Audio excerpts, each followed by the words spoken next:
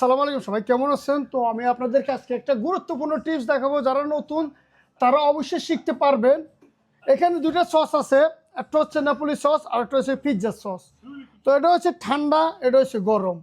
তো আমি আগে কোনটা মিক্স করবো একটা মিক্সার দিয়ে, সেটা আপনারা শিখতে পারবেন। কারণ একটা গরম একটা ঠান্ডা, তাহলে হবে না। তাহলে আপনারা সবার আগে কোনটা করবেন জানেন? কোনটা করবেন জানেন আমি বলবো? গরমটা করবেন আগে, সবার আগে গরমটা করবেন। গরমটা করার পরে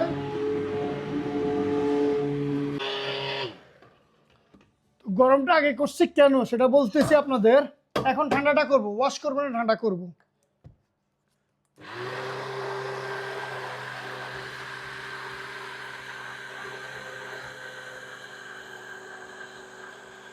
ওকে, গরমটা আগে করার কারণ হচ্ছে কি, আপনার যদি ঠান্ডা থেকে গরম যান তাহলে আপনার জ্বর চলে আসবে। তো আমার যদি সসটা ঠান্ডা সস থেকে আমি গরম সসটা করতাম, তাহলে গরম সসটা কালকে বা পরশু নষ্ট হয়ে যেত।